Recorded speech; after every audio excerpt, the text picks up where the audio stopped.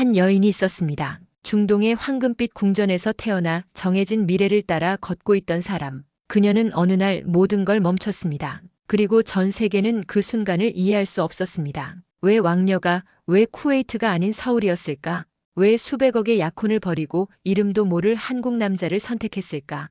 이 이야기는 사랑에 대한 것이 아닙니다. 존중에 대한 이야기입니다. 그리고 그 존중이 어떻게 한 사람의 삶을 바꾸고 두 문명의 경계를 무너뜨렸는지에 대한 이야기입니다. 사연을 시작하기 전 구독과 좋아요, 알람 설정 부탁드립니다. 지금부터 그 모든 시작을 전해드립니다. 저는 쿠웨이트 알자베리 가문의 아이샤입니다. 왕족 의사라는 타이틀이 무색하게 지금 제 심장은 초보자처럼 떨리고 있습니다. 서울 인천공항에 내리는 순간부터 묘한 긴장감이 밀려왔습니다. 이곳에서의 경험이 제 인생을 바꿀 거라는 예감은 전혀 없었죠. 한국 방문은 공식적으로는 의료기술 견학이었습니다. 하지만 내면 깊은 곳에선 정략 결혼을 앞둔 제게 주어진 마지막 자유였는지도 모르겠습니다. 아부다비 석유재벌 아들과의 약혼은 이미 양가에서 거의 확정된 상태였으니까요. 공항을 빠져나와 서울 시내로 향하는 차 안에서 창밖 풍경을 바라보며 깊은 한숨이 나왔습니다. 다음 날 아침 서울 대병원 로비에 들어서자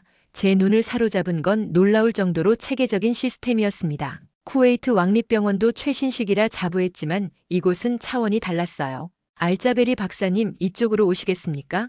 안내를 맡은 코디네이터의 정중한 인사에 고개를 끄덕였습니다. 첫 일정은 감염병 대응 시스템 견학이었죠. 코로나19 이후 한국이 구축한 K-방역 체계는 이미 세계적으로 유명했지만 실제로 목격하니 그 효율성에 입이 다물어지지 않았습니다. 이 시스템은 실시간으로 전국 병상 현황을 추적하면서 인공지능이 최적의 환자 배치를 제안합니다. 발생 지역별 감염 추이를 예측하고 의료진 배치까지 자동화된 시스템입니다. 설명을 들으며 저도 모르게 감탄사가 흘러나왔습니다. 쿠웨이트에선 아직 상상도 할 수 없는 수준이었습니다. 특히 인상적이었던 건 환자 동선 추적과 격리 시스템의 정확성이었어요. 그 순간 깨달았습니다. 제가 진정으로 배워야 할 것은 기술만이 아니라 이런 시스템을 가능케 한 사고방식이라는 점을요.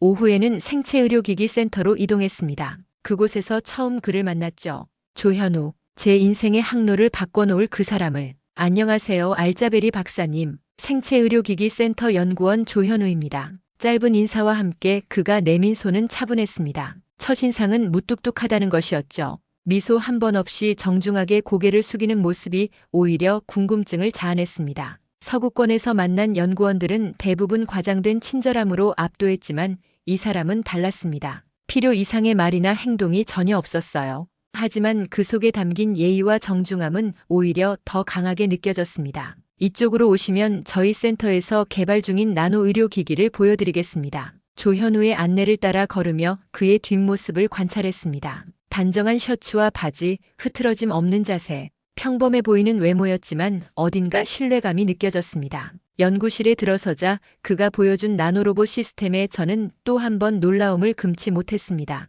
이 나노로봇은 혈관 내부를 자율주행하며 암세포만 선택적으로 공격합니다. 부작용을 최소화하면서 치료 효과를 극대화하는 기술이죠. 그의 설명은 간결하면서도 핵심을 짚었습니다. 질문을 할 때마다 명확한 답변이 돌아왔고 제 관심사를 정확히 파악해 필요한 정보만 제공했습니다. 과시하지 않으면서도 전문성이 느껴지는 태도에 점점 마음이 끌렸습니다. 연구원님은 이 분야에서 오래 일하셨나요? 5년 정도 됐습니다. 아직 배울 게 많습니다. 겸손한 답변이었지만 그의 연구 성과를 설명하는 팸플릿을 보니 이미 국제적으로 인정받는 연구자였습니다. 자신을 드러내지 않는 태도가 더욱 인상적이었죠. 하루 일정을 마치고 숙소로 돌아오는 길, 제 머릿속은 온통 한국의 의료 시스템과 그 무뚝뚝한 연구원으로 가득 찼습니다. 침대에 누워 천장을 바라보며 생각했습니다. 연구원이 이렇게 침착하고 정중할 수 있나요? 감정 없는 듯 보이지만 그 속에 담긴 배려가 느껴집니다. 처음 만난 날 조현우는 단 한 번도 불필요한 웃음이나 과장된 친절을 보이지 않았습니다. 하지만 그 속에서 진심 어린 존중이 느껴졌죠. 서구식 오버액션 친절함보다 이런 진정성 있는 태도가 더 편안하게 다가왔습니다. 밤새 잠 못 이루며 내일 다시 그를 만날 생각에 설레는 제 모습을 발견했습니다. 이런 감정은 처음이었어요. 사막의 공기와는 전혀 다른 이국적인 서울의 봄바람처럼 새롭고 신선한 감정이었습니다. 서울에 도착한 첫날, 저는 단순히 의료기술을 배우러 온 줄 알았습니다. 하지만 그날 이후로 제가 진정으로 배우게 될 것은 기술이 아닌 한 사람의 존중하는 방식이라는 것을 그때는 알지 못했습니다. 이튿날 아침 서울 대병원으로 향하는 차 안에서 창밖 풍경을 바라보며 묘한 기대감이 밀려왔습니다. 어제 만난 그 무뚝뚝한 연구원을 다시 만날 생각에 가슴이 살짝 빨라지는 걸 느꼈죠. 스스로도 이해할 수 없는 감정이었습니다. 평생 만나온 남성들은 대부분 화려한 배경과 권력을 가진 사람들이었으니까요. 왕족 출신인 제게 결혼 상대는 늘 그런 기준으로만 평가되었습니다. 하지만 조현우는 달랐습니다. 오늘은 실제 의료기기 실습이 있습니다. 이쪽으로 오시죠. 병원에 도착하자마자 조현우가 저를 맞이했습니다. 어제와 같은 무표정한 얼굴이었지만 눈빛에서 진심이 느껴졌습니다. 그의 안내를 따라 실습실로 향했죠.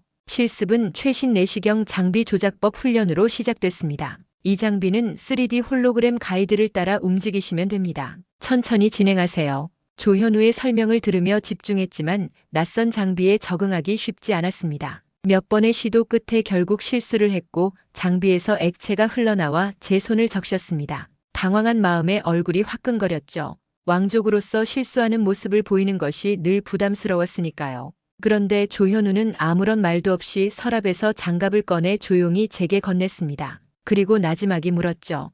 다치신 데는 없으시죠? 그 목소리에는 비난이나 놀람이 전혀 없었습니다. 오히려 따뜻한 배려가 느껴졌죠. 놀라웠던 건 그가 제 실수를 대수롭지 않게 여긴다는 느낌이었습니다. 정말 자연스럽게 마치 그런 일은 누구에게나 있을 수 있다는 듯이 행동했어요. 감사합니다. 괜찮아요. 쿠웨이트에서라면 이런 상황에서 주변의 시선이 집중되고 조용한 비난이 느껴졌을 겁니다. 하지만 조현우는 마치 아무 일도 없었다는 듯 다시 장비 설명을 이어갔습니다. 그 순간 이상하게 안도감이 밀려왔습니다. 실수해도 괜찮은 곳, 완벽하지 않아도 존중받는 느낌이었습니다. 정오가 되자 점심시간이 되었습니다. 병원 내 식당으로 이동했지만 메뉴를 보니 대부분 제가 먹을 수 없는 음식들이었습니다. 할랄 음식을 찾기 어려운 상황이었죠. 조용히 물만 마시며 배고픔을 참으려 했습니다. 병원 사람들에게 특별 대우를 요구하고 싶지 않았거든요. 그런데 식사를 마친 조현우가 제게 다가와 메시지로 약도를 건넸습니다. 병원에서 5분 거리에 채식 뷔페가 있습니다. 할랄 인증은 없지만 모든 재료를 확인할 수 있어서 선택하기 좋을 거예요. 순간 말문이 막혔습니다. 제가 할랄 음식을 먹는다는 것을 어떻게 알았을까요? 더구나 제가 불편함을 겪고 있다는 것을 눈치챘다는 사실이 놀라웠습니다. 그것도 아무런 질문 없이 자연스럽게 해결책을 제시한 배려심에 가슴이 따뜻해졌습니다. 어떻게 알았죠? 제가 할랄 음식을 찾고 있다는 걸요.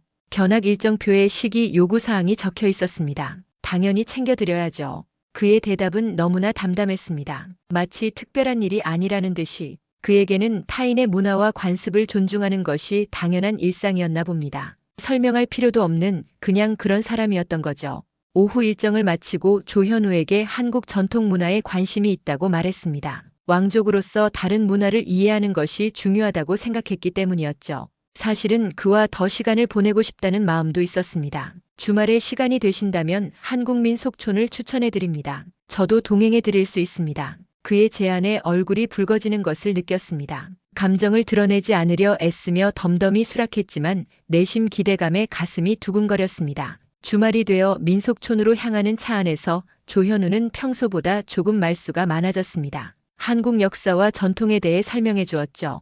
그의 목소리에서 조국에 대한 자부심이 느껴졌습니다. 민속촌에 도착해 전통 가옥들을 구경하며 걷는 동안 문득 전통 혼례 의식이 재현되는 공간을 발견했습니다. 화려한 한복을 입은 신랑과 신부가 서로에게 절을 올리는 모습이 인상적이었습니다. 저건 무슨 의식인가요? 전통 혼례식입니다. 지금은 신랑이 신부에게 패백이라는 선물을 전달하는 순간이에요. 신부가 신랑에게 깊이 절하는 모습을 보며 물었습니다. 여성이 남성에게 굴복하는 의미인가요? 조현우는 고개를 저었습니다. 아닙니다. 이건 순종이 아니라 상호 존중이에요. 신랑도 신부에게 같은 방식으로 절을 합니다. 서로의 가족에게도 마찬가지고요. 우리 전통에서 혼례는 두 사람만의 결합이 아니라 두 집안의 만남이기도 합니다. 그의 설명을 들으며 깊은 인상을 받았습니다. 표면적으로 보이는 것과 실제 의미는 얼마나 다를 수 있는지 문화를 진정으로 이해하려면 그 안에 담긴 마음을 알아야 한다는 것을 깨달았습니다. 우리 문화에서도 결혼은 가문 간의 연합이에요. 하지만 때로는 그 안에서 개인의 선택은 희생되기도 하죠. 무심코 내뱉은 제 말에 조현우는 잠시 저를 바라보았습니다. 그의 눈빛에서 이해와 공감이 느껴졌습니다. 아무 말도 하지 않았지만 그 침묵 속에 위로가 담겨 있었습니다. 이건 정말 사막에서 경험한 적 없는 따뜻한 예식이에요. 혼자 중얼거리듯 말했습니다. 신랑 신부가 서로를 깊이 존중하며 예를 표하는 모습에서 진정한 아름다움을 느꼈거든요. 민속촌을 나오는 길 갑자기 비가 내리기 시작했습니다. 준비해온 우산이 없어 당황하던 찰나 조현우가 자신의 재킷을 벗어 제 머리 위로 씌워주었습니다. 아무 말 없이 아주 자연스럽게요. 그리고는 자신은 비를 맞으며 주차장까지 저를 안내했습니다. 차에 타고 나서야 그에게 물었습니다. 왜 그렇게 친절하신 거죠? 제가 특별한 대우를 기대하지 않았는데. 조현우는 잠시 생각하더니 답했습니다. 특별한 대우라고 생각하지 않았습니다. 그냥 누구든 그렇게 할 거라고 생각했어요. 그의 말에 가슴이 묘하게 떨렸습니다. 특별해서가 아니라 인간으로서 당연히 대해준 배려. 그것이 진정한 존중이었습니다. 그날 이후로 제 마음속 어딘가가 서서히 변하기 시작했습니다. 마치 사막의 단단한 땅에 봄비가 내려 꽃이 피어나듯이 제 안에 새로운 감정이 자라나고 있었습니다. 배려란 거창한 행동이 아니라 말없이 건네는 작은 손길이었습니다. 그리고 조현우는 그 배려를 특별한 것처럼 설명하지 않았습니다. 그냥 그의 일상이었으니까요. 그날 밤 숙소에 돌아와 창밖의 서울 야경을 바라보며 생각했습니다. 정략 결혼을 앞둔 제 상황과 처음 느껴보는 이 감정 사이에서 제 마음은 혼란스러웠습니다. 하지만 한 가지 확신할 수 있었던 건 조현우라는 사람을 통해 진정한 존중이 무엇인지 배우고 있다는 사실이었습니다. 서울에 온 지 2주가 흘렀습니다. 처음에는 낯설기만 했던 이곳이 이제는 마음 한편으로 친숙하게 느껴지기 시작했습니다. 아침마다 숙소 창문을 열고 서울의 공기를 들이마시는 게 일상이 되었죠. 쿠웨이트의 건조한 사막 공기와는 달리 이곳의 습기와 자연의 향기는 새로운 경험이었습니다. 병원에서의 일정도 점점 익숙해졌습니다. 그 중에서도 조현우와 함께하는 시간이 제 하루의 중심이 되어갔죠. 그와의 교류는 제게 한국의 소통 문화를 배울 수 있는 특별한 기회였습니다. 말보다 행동으로 표현하는 방식, 침묵 속에 담긴 배려, 그리고 과하지 않은 정중함. 이런 것들이 매일 조금씩 제 마음에 새겨졌습니다. 오늘은 조현우와 함께 새로 개발 중인 의료기기 시제품 테스트에 참여했습니다. 생체 신호를 감지하는 웨어러블 장치였는데 놀라울 정도로 정교했습니다. 테스트를 마치고 데이터를 분석하는 동안 저는 용기를 내어 평소 궁금했던 질문을 던졌습니다. 조현우에게 왜 항상 말이 없는지 물었을 때 그는 말보다 행동이 익숙하다고 답했습니다. 어릴 때부터 아버지에게 필요한 말만 하라고 배웠다는 그의 대답은 단순했지만 깊은 진정성이 느껴졌습니다. 제가 쿠웨이트 문화에서는 오히려 자신의 의견을 적극적으로 주장하는 것이 미덕이라고 하자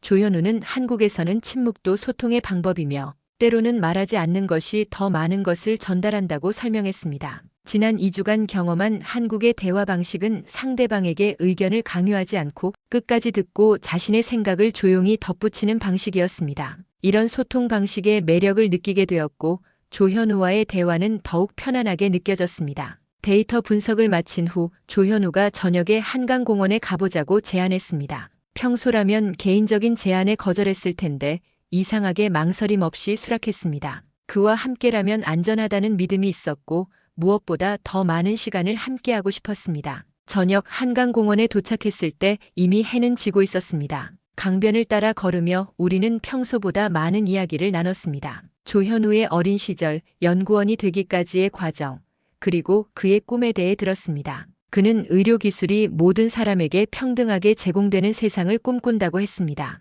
그 순수한 열정에 감동받았죠. 반면 저는 왕족으로서의 특권과 그에 따른 제약에 대해 이야기했습니다. 의사가 된 이유, 그리고 곧 다가올 정략 결혼에 대한 부담감까지 말하면서도 그에게 약혼 사실을 밝히는 것이 망설여졌습니다. 그 사실이 우리 사이에 더 큰 거리를 만들까 두려웠거든요. 조현우가 자유롭게 선택할 수 없는 삶이 어떤 느낌인지 물었을 때 저는 황금 세 장 속의 새 같다고 답했습니다. 누구나 부러워하는 삶이지만 사실 그 안에서는 많은 것을 포기해야 한다고요. 결국 용기를 내어 곧 결혼할 사람이 있다고 고백했습니다. 순간 조현우의 표정이 미묘하게 변하는 것을 느꼈습니다. 그는 단지 축하한다는 말만 했지만 그 목소리에 실망감이 묻어있는 듯 했습니다. 더 설명하려 했지만 조현우는 화제를 돌려 강 건너 빛나는 서울의 야경을 가리키며 다른 이야기를 시작했습니다. 숙소로 돌아오는 차 안에서 우리는 대부분 침묵을 지켰습니다. 하지만 그 침묵은 불편하지 않았습니다. 오히려 많은 것을 담고 있는 침묵이었죠.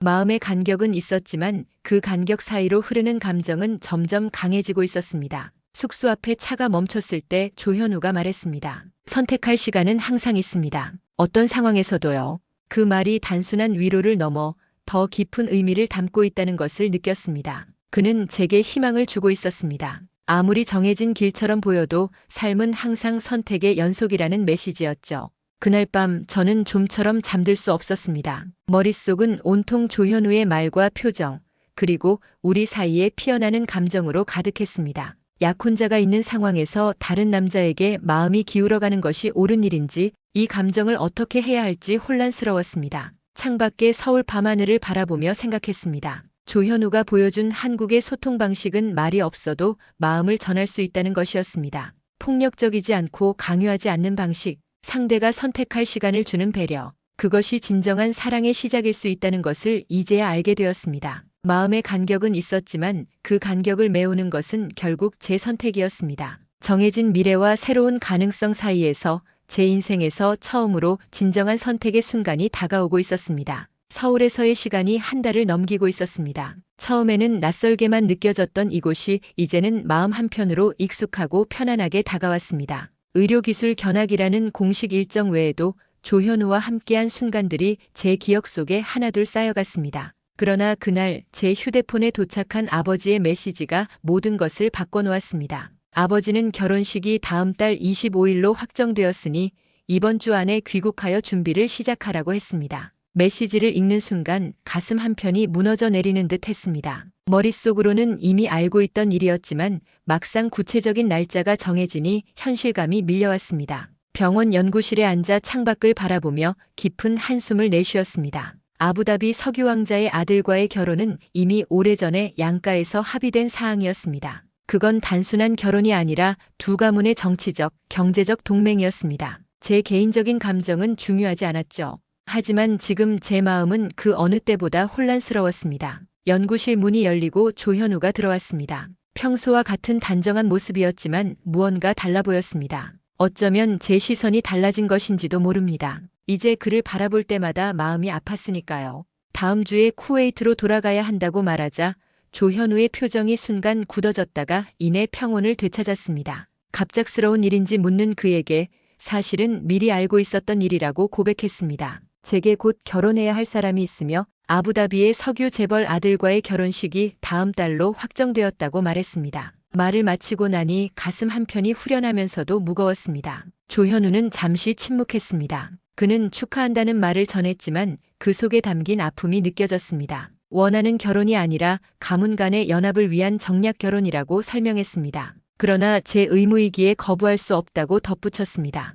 조현우는 제 마음이 어떠한지 물었습니다. 그 질문에 눈물이 차올랐습니다. 그동안 누구에게도 솔직히 말하지 못했던 감정들이 한꺼번에 밀려왔습니다. 다른 사람을 만났다고 고백했습니다. 서울에서 여기서요. 말을 내뱉는 순간 조현우의 눈빛이 변했습니다. 희망과 불안이 교차하는 표정이었습니다. 그는 천천히 그 사람도 저를 좋아하는지 물었습니다. 그 사람은 말이 없어서 모르겠다고 답했습니다. 하지만 행동으로 많은 것을 보여줬습니다. 존중과 배려를, 그리고 아마도 사랑을요. 조현우의 눈이 커졌습니다. 잠시 창밖을 바라보더니 다시 제게로 돌아왔습니다. 그가 말을 꺼내려는 순간 연구실 문이 열렸습니다. 병원 코디네이터가 급한 걸음으로 들어와 쿠웨이트 대사관에서 귀국 일정에 관한 논의를 위해 오후 미팅이 잡혔다고 알렸습니다. 그날 오후 대사관에서 돌아온 후 다시 병원을 찾았습니다. 귀국 일정이 3일 후로 확정되었다고 전했습니다. 조현우는 서랍에서 작은 상자를 꺼내 제게 건넸습니다. 상자를 열자 아름다운 목걸이가 들어있었습니다. 그는 제가 어떤 선택을 하든 마음의 평화를 찾기를 바란다고 말했습니다. 용기를 내어 제가 말한 그 사람이 바로 당신이라고 고백했습니다. 조현우의 눈빛이 다시 긴장감으로 가득 찼습니다. 그의 눈에 믿기지 않는다는 표정이 스쳐 지나갔고 이내 깊은 감정이 담긴 눈빛으로 변했습니다. 그가 자신의 마음을 고백하려 할 때 제가 손을 들어 멈추게 했습니다. 더 이상 들으면 결심이 흔들릴 것 같았습니다. 지금은 우리 모두에게 아픔만 더할 뿐이라고 저는 이미 약속된 사람이 있고 그 의무를 저버릴 수 없다고 말했습니다. 조현우는 천천히 고개를 끄덕였습니다. 그는 제 감정을 배려해줘서 고맙다고 말했습니다. 그의 말에 가슴이 찢어지는 듯한 아픔이 밀려왔습니다. 분노도 원망도 없이 오히려 제 감정을 배려하는 그의 모습이 너무나 아름답게 느껴졌습니다. 다른 남자라면 화를 내거나 실망감을 표현했을 텐데 조현우는 끝까지 저의 선택을 존중했습니다. 제가 더 고마워해야 한다고 말했습니다. 그가 보여준 존중과 배려가 제게 진정한 사랑이 무엇인지 알게 해주었으니까요. 조현우의 눈에 맺힌 눈물을 보았습니다. 그는 그것을 감추려 하지 않았습니다. 그의 솔직한 감정 표현이 오히려 더 강한 인상으로 남았습니다. 연구실을 나오면서 뒤돌아보았습니다. 조현우는 여전히 제 자리를 바라보고 있었습니다. 우리의 눈빛이 마지막으로 만났고 그 속에 말로 표현할 수 없는 많은 감정들이 담겨 있었습니다. 숙소로 돌아오는 길 목에 걸린 평화 목걸이를 만지작거리며 생각했습니다. 정해진 결혼과 진심 사이에서 제가 선택해야 할 것은 무엇일까요? 왕족으로서의 의무와 한 인간으로서의 행복 사이에서 진정한 평화는 어디에 있을까요? 그날 밤 쿠웨이트 아버지에게 전화를 걸었습니다. 떨리는 목소리로 결혼에 대한 생각을 말하려 했지만 아버지는 이미 모든 준비가 끝났으며 양가의 명예가 걸린 일이니 더 이상의 논의는 없다고 단언했습니다. 전화를 끊고 창밖의 서울 밤하늘을 바라보았습니다. 마음은 이미 결정되어 있었습니다. 하지만 그 결정을 행동으로 옮기기 위해서는 더 큰 용기가 필요했습니다. 침대에 누워 목걸이를 꼭 쥐고 잠이 들었습니다. 귀국 전날 서울의 아침이 저를 맞이했습니다. 이제 곧 이 도시를 떠난다는 생각에 가슴이 무거웠습니다. 짐을 정리하는 손길이 자꾸 멈췄습니다. 창밖으로 보이는 남산의 모습, 이제는 익숙해진 한국의 소리와 냄새, 그리고 무엇보다 조현우의 존재가 제 마음에 깊이 새겨져 있었습니다. 휴대폰을 집어들고 오랫동안 망설였습니다. 떠나기 전 조현우에게 마지막 인사를 해야 할까요? 결국 짧은 문자를 보냈습니다. 그의 제안은 뜻밖이었습니다. 그의 부모님과 함께하는 저녁 식사였습니다.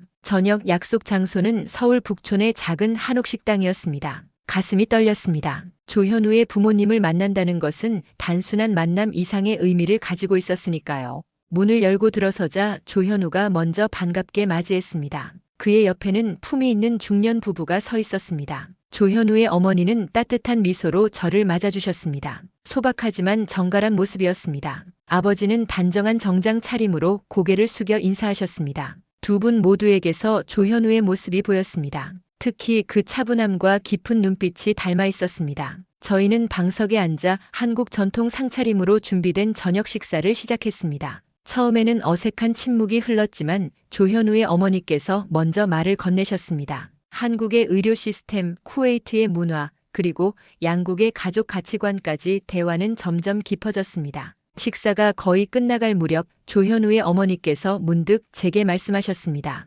처음으로 우리 아들이 누군가를 이렇게 오래 바라보더라고요. 그 말에 숟가락을 잡은 손이 잠시 멈췄습니다. 조현우는 창밖을 바라보며 당황한 기색이 역력했습니다. 조현우의 아버지께서도 조용히 말씀을 보태셨습니다. 그 말씀에 담긴 깊은 의미를 알 수 있었습니다. 그것은 단순한 저녁 식사 초대가 아니었습니다. 조현우의 가족은 제게 마음의 문을 열고 그들의 일원으로 받아들일 준비가 되어 있다는 메시지였습니다. 신분이나 배경에 상관없이 한 사람으로서 저를 맞이하겠다는 따뜻한 초대였습니다. 눈물이 차올랐습니다. 제 고국에서는 상상할 수 없는 일이었습니다. 왕족의 딸이 이방인과 사랑에 빠진다는 것은 용납될 수 없는 일이었으니까요. 하지만 여기 이 소박한 한국 가정에서는 그런 것이 중요하지 않았습니다. 인연이란 건 참 신기한 것 같아요. 지구 반대편에서 온 당신과 우리 아들이 만났다는 것이요. 무슨 선택을 하든 당신의 행복을 빌게요. 그 말씀에 담긴 배려와 존중,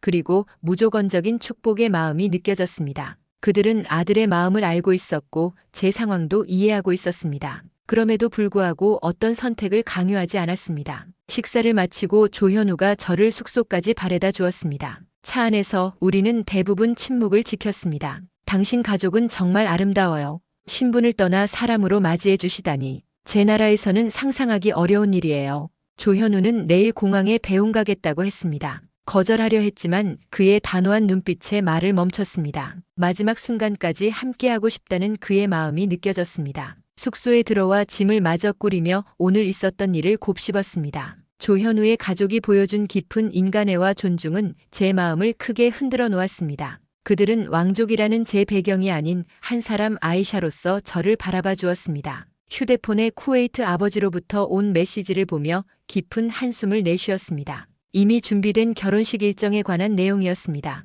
이 모든 계획과 기대 속에서 제가 할 수 있는 선택은 무엇일까요? 저는 왕족의 의무를 저버리고 새로운 삶을 선택할 용기가 있을까요? 인천국제공항으로 향하는 차 안에서 저는 창밖을 바라보며 지난 한 달간의 기억을 되새겼습니다. 처음 서울에 도착했을 때의 낯설, 조현우와의 첫 만남, 그리고 서서히 피어난 감정까지 마치 영화의 한 장면처럼 모든 순간들이 눈앞을 스쳐 지나갔습니다. 조현우가 직접 운전하며 저를 공항까지 데려다 주기로 했습니다. 그의 옆모습을 바라보니 가슴이 아팠습니다. 이제 곧 작별을 고해야 한다는 생각에 숨이 막혔습니다. 손가락으로 목의 목걸이를 만지작거렸습니다. 그것은 이제 제 가장 소중한 물건이 되어 있었습니다. 날씨가 좋네요. 조현우의 무심한 듯한 말이 침묵을 깼습니다. 하지만 그의 목소리에는 미세한 떨림이 있었습니다. 그도 제만큼이나 이별을 두려워하고 있다는 것을 알 수 있었습니다. 형식적인 대화를 이어갔지만 마음속에 차오르는 감정들을 억누르기 위해 애썼습니다. 갑자기 조현우가 차를 갓길에 세웠습니다. 공항까지는 아직 20분 정도 남아 있었습니다. 그가 운전대를 꽉 쥐고 심호흡을 했습니다. 알자베리 박사님, 질문이 있습니다. 무슨 말을 할지 이미 짐작이 갔습니다. 마음이 더 아파오는 것을 느꼈습니다. 당신은 후회하지 않을 자신 있어요? 제가 대답하기 전에 그가 다시 말을 이었습니다. 아니, 정정하겠습니다. 제가 후회하고 있어요. 이미 후회 중이에요. 내가 당신을 놓칠까봐. 그의 솔직한 고백에 숨이 멎는 것 같았습니다. 조현우답지 않은 감정 표현이었습니다. 항상 절제되고 차분했던 그가 이렇게 마음을 드러내는 것은 처음이었습니다. 저도 마찬가지예요. 더 이상 감정을 숨길 수 없었습니다. 하지만 어떻게 해요? 제게는 돌아가야 할 의무가 있고 약속된 결혼이 있어요. 가문의 명예, 부모님의 기대, 모든 것을 저버릴 수는 없어요. 조현우는 고개를 끄덕였습니다. 그는 제 상황을 이해하고 있었습니다. 선택은 박사님의 몫입니다. 어떤 선택을 하시든 저는 존중할 겁니다. 차는 다시 움직이기 시작했고 공항이 점점 가까워졌습니다. 마음속에서는 치열한 갈등이 일어나고 있었습니다. 태어날 때부터 정해진 길을 따라야 하는 의무감과 지금 이 순간 제 가슴이 원하는 것 사이에서 저는 갈등하고 있었습니다. 공항에 도착하자 조현우가 제 가방을 내려주었습니다. 이별의 순간이 다가오고 있었습니다. 출국장으로 향하는 발걸음이 무거웠습니다. 조현우는 묵묵히 제 옆을 걸었습니다. 체크인 카운터 앞에 도착했을 때 문득 발걸음을 멈췄습니다. 심장이 빠르게 뛰는 것을 느꼈습니다. 지금 이 순간 제 인생에서 가장 중요한 선택을 해야 했습니다. 저 한국에 남고 싶어요. 제 입에서 나온 말에 스스로도 놀랐습니다. 하지만 그 말을 내뱉는 순간 마음이 이상하게 가벼워지는 것을 느꼈습니다. 조현우의 눈이 커졌습니다. 믿을 수 없다는 표정이었습니다. 정말 그러실 생각이신가요? 네, 확신해요. 이것이 제가 진정으로 원하는 것이에요. 하지만 현실은 그리 간단하지 않았습니다. 쿠웨이트 왕족의 일원이 그냥 사라질 수는 없었습니다. 제 결정은 외교적 문제로 번질 수도 있었습니다. 하지만 어떻게 해야 할지 모르겠어요. 제 가족 그리고 쿠웨이트 정부는. 조현우는 잠시 생각하더니 결연한 표정으로 말했습니다. 출입국 관리소에 가봐야 할 것 같습니다. 당신에게는 권리가 있습니다. 성인 여성으로서 당신의 의사를 존중받을 권리가 있어요. 우리는 공항 내 출입국 관리소를 찾아갔습니다. 심장이 목까지 차오르는 것을 느꼈습니다. 담당 직원에게 상황을 설명하자 그는 심각한 표정으로 경청했습니다. 알자베리 씨, 한국의 체류 연장을 원하신다면 그것은 당신의 권리입니다. 하지만 외교적 민감성을 고려해야 합니다. 일단 임시 보호 조치를 취하고 체류 연장 신청을 도와드리겠습니다. 그 순간 어깨에서 무거운 짐이 내려가는 것 같았습니다. 한국의 법과 제도가 한 외국인 여성의 자유의사를 존중해주고 있다는 사실이 놀라웠습니다. 제 나라에서는 상상할 수 없는 일이었습니다. 조현우는 묵묵히 제 옆에서 모든 절차를 함께 했습니다. 그의 눈빛에는 기쁨과 동시에 깊은 책임감이 담겨 있었습니다. 임시 체류 허가를 받고 공항을 나오는 순간 새로운 삶이 시작된다는 것을 느꼈습니다. 정말 이렇게 해도 괜찮을까요? 불안한 마음에 물었습니다. 조현우는 제 손을 살며시 잡았습니다. 당신의 결정을 믿어요. 그리고 앞으로 어떤 일이 생기든 함께 할게요. 청혼이나 큰 약속 없이도 그 한마디가 제게는 세상 어떤 말보다 더 큰 의미로 다가왔습니다. 존중, 배려, 그리고 진심 어린 지지. 그것이 조현우가 보여준 진정한 사랑이었습니다. 체류 연장 신청 이후 쿠웨이트와의 외교적 협상은 예상보다 복잡했습니다. 저의 결정을 아버지께 알리는 것은 인생에서 가장 어려운 순간 중 하나였습니다. 처음에는 분노와 실망감으로 대화가 단절되었지만 시간이 지나면서 아버지도 서서히 제 선택을 인정하기 시작했습니다. 외교 관계의 미묘한 균형을 위해 쿠웨이트 왕실은 공식적으로 제가 의료 연구를 위해 한국에 체류한다고 발표했습니다. 아부다비의 약혼자 가문에는 큰 보상이 이루어졌고 결국 모든 상황이 정리되기까지 3개월이 걸렸습니다. 그 기간 동안 조현우와 그의 가족은 제게 든든한 버팀목이 되어주었습니다. 특히 조현우의 어머니는 제게 한국 문화와 언어를 가르쳐 주시며 마치 친딸처럼 대해주셨습니다. 양가 부모님의 만남은 서울의 한 호텔에서 이루어졌습니다. 아버지는 처음으로 한국을 방문하셨고 조현우의 부모님은 긴장된 모습으로 자리에 앉으셨습니다. 서로 다른 문화와 배경을 가진 두 가족의 만남은 처음에는 어색했지만 시간이 지나면서 따뜻한 분위기로 변해갔습니다. 조현우 씨, 당신이 우리 딸을 진심으로 사랑하는 것은 알겠소. 하지만 어떻게 그녀를 행복하게 해줄 수 있겠소? 아버지의 직설적인 질문에 조현우는 잠시 생각하더니 준비해온 아랍어로 대답했습니다. 이 결혼은 책임이며 선택입니다. 아이샤의 모든 것을 존중하고 사랑할 것을 약속드립니다. 저희의 차이점을 문제가 아닌 축복으로 여기며 살아가겠습니다. 유창하지는 않았지만 정성껏 준비한 조현우의 아랍어에 아버지의 표정이 누그러졌습니다. 그는 조현우의 손을 꼭 잡으며 말했습니다. 그대는 남편 이전에 신뢰를 줄 아는 사람이구려. 그것이 내가 바라던 전부요. 그렇게 결혼 준비가 시작되었습니다. 우리는 한국의 전통 패백과 이슬람식 니카 결혼식을 혼합한 특별한 예식을 계획했습니다. 두 문화를 모두 존중하는 방식으로 진행하기로 했습니다. 결혼식 날 저는 한복 위에 가벼운 히잡을 두른 특별한 의상을 입었습니다. 한국의 전통 색상과 중동의 문양이 어우러진 디자인이었습니다. 조현우는 한복 위에 쿠웨이트 전통 코트인 비슈트를 걸친 모습이었습니다. 우리의 모습을 본 하객들의 입에서 감탄사가 흘러나왔습니다. 한국식 패백 의식이 진행되는 동안 조현우의 어머니는 제 어머니에게 전통 절차를 조용히 설명해 드렸습니다. 이슬람식 니카 의식에서는 아버지가 직접 의식을 진행하셨습니다. 양가 가족이 각자의 언어로 환영한다고 말하는 순간 저의 마음은 행복으로 가득 찼습니다. 세계 언론은 우리의 결혼을 한복과 히잡의 만남, 두 문명의 아름다운 조화라고 보도했습니다. 특히 한국의 예절과 중동의 전통이 어우러진 모습은 많은 이들에게 감동을 주었습니다. 우리의 결혼은 단순한 두 사람의 결합을 넘어 서로 다른 문화가 존중 속에서 하나가 될 수 있다는 메시지였습니다. 결혼식을 마친 후 조현우는 제 손을 잡고 속삭였습니다. 이제 정말 시작이네요. 함께 만들어갈 우리의 이야기. 그의 말처럼 우리의 진짜 이야기는 그때부터 시작되었습니다. 서울 외곽에 작은 집을 마련했고 두 문화가 공존하는 공간을 만들어갔습니다. 거실에는 한국 전통 가구와 중동의 카펫이 어울려 있었고 부엌에는 김치냉장고 옆에 메카 방향을 표시하는 작은 화살표가 있었습니다. 처음에는 생활 방식의 차이로 작은 갈등도 있었지만 서로의 문화를 배우고 존중하는 과정에서 우리는 더욱 가까워졌습니다. 조현우는 할랄 식품을 준비하는 법을 배웠고 저는 한국의 명절 음식을 만드는 법을 익혔습니다. 서로의 언어를 배우는 것도 우리의 일상이 되었습니다. 결혼 6개월 후 우리는 KMED 휴먼 브리지라는 회사를 공동 창업했습니다. 한국의 첨단 의료기기를 중동 문화에 맞게 재설계하는 프로젝트였습니다.